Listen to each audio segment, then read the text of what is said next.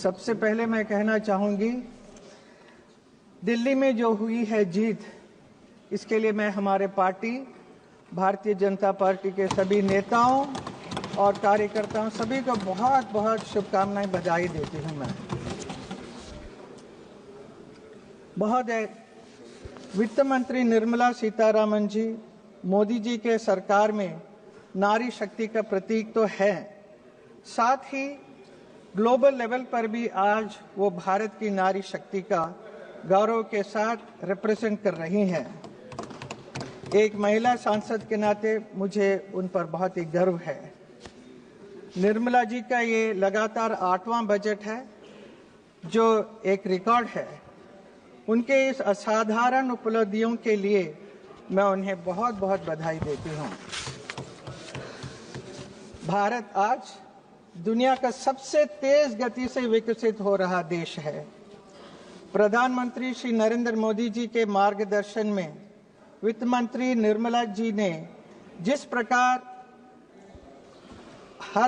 इस संकट काल में कठिन परिस्थितियों में देश की अर्थव्यवस्था को टॉप पर लेकर आई हैं, उसके लिए मैं उन्हें बहुत बहुत बधाई देती हूं। और उन्हें इतना ही कहना चाहूंगी कि जलाने वाले जलाते ही हैं चिराग आखिर, ये क्या कहां की हवा तेज है जमाने की।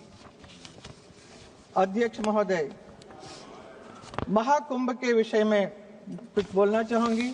मैं उत्तर प्रदेश से सांसद हूं, जहां तीर्थराज प्रयाग में भारत की महान सांस्कृतिक परंपरा का महाकुंभ चल रहा है। इस महाकुंभ में भाग लेने के लिए देश विदेश से करोड़ों लोग यहां आकर स्नान करने के लिए आ रहे हैं। मैं विश्व के सबसे बड़े धार्मिक आध्यात्मिक समागम प्रयागराज महाकुंभ के सफल आयोजन के लिए उत्तर प्रदेश के यशस्वी मुख्यमंत्री योगी आदित्यनाथ जी का कोटि कोटि अभिनंदन करती हूं। I have witnessed everything is perfectly all right there. Yes, I have seen it. I have been there. अध्यक्ष महोदय, सरकार के तीसरे कार्यकाल में 3 गुना तेज गति से काम हो रहा है। सौभाग्य से मथुरा के सांसद के रूप में मेरा भी ये तीसरा कार्यकाल है और मथुरा में भी 3 गुना तेज गति से जो काम हो रहा है, उसके लिए मैं मोदी जी और योगी जी को बहुत बहुत धन्यवाद करती हूँ, जो मुझे हर समय और योगी जी को बहुत बहुत धन्यवाद करती हूँ, जो मुझे हर समय सहयोग मिलता रहता है। आभार व्यक्त करती हूँ। अध्यक्ष महोदय, मोदी जी की सरकार में आज देश बड़े निर्णयों और नीतियों को असाधारण गति से लागू होते देख रहा है। इन निर्णयों में गरीब, वंचित, मध्यम वर्ग, युवा, महिलाओं, किसानों को सर्वोच्च प्राथमिकता मिली है। बजट पर अब तक हमारी पार्टी के कई माननीय सांसदों ने इधर बात की है, अपने विचार रखे हैं। बजट के घोषणाएं किस प्रकार देश की जनता के लिए हितकारी है, विस्तार से सब लोगों ने बताया है, तो उन्हीं बातों को मैं वापस नहीं दोहराना चाहूंगी। मैं उन सबका समर्थन करती हूं। बजट के कुछ फ्यू पॉइंट्स है जिसमें मैं कहना चाहूंगी। अध्यक्ष जी, वित्त मंत्री जी ने इस बात पर जोर दिया है कि भारत की इकोनॉमी में महिलाओं की भागीदारी बढ़े। उन्होंने 70% महिलाओं का आर्थिक गतिविधियों से जुड़ने के लिए कदम उठाने की बात की है। मैं देश की अपनी नारी शक्ति से यही कहना चाहूंगी, तुम्हारे हौसले अधूरे हैं, उड़ान बाकी है, ये तो सिर्फ थोड़ा है, आसमान बाकी है। नाम तेरा भी होगा, काम तेरा भी होगा, अभी तो तुम्हारी पहचान बाकी है।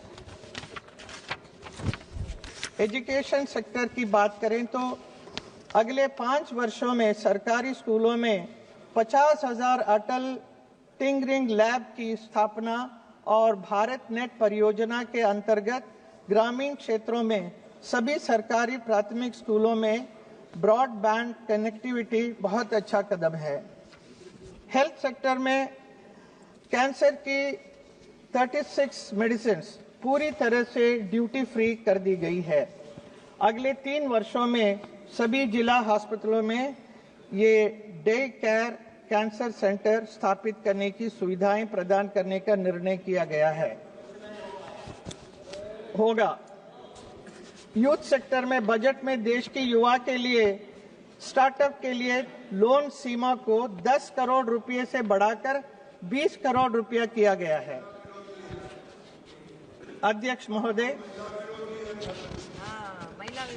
टैक्स विषय में इस बजट में एक हिस्टोरिकल और पॉपुलर घोषणा की गई है, जिससे पूरे देश के मिडिल क्लास और सैलरी क्लास के बीच खुशी की लहर दौड़ रही है। इनकम टैक्स में अब तक के इतिहास की सबसे बड़ी छूट की घोषणा की गई है। इससे देश के मिडिल क्लास और सैलरी क्लास के बहुत राहत मिली है।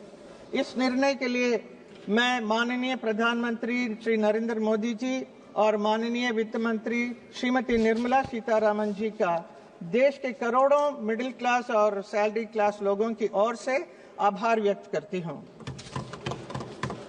This year budget reflects most sincerely the thought process of our Honorable Prime Minister Modi ji, whose singular aim is to give the Indian population an Amrit Kal for years to come. The wealth creators to the economy are also not looked down upon as filthy rich. Tax the rich and feed the poor slogan has been completely erased.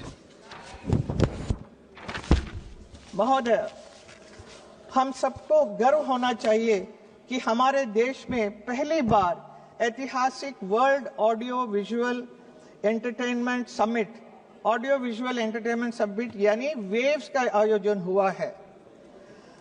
ये है नए भारत की पहचान। कला और film industry के प्रतिनिधि होने के नाते मुझे भी इस समिट में पार्टिसिपेट करने का अवसर मिला। प्रधानमंत्री जी के साथ इस अवसर मिला था।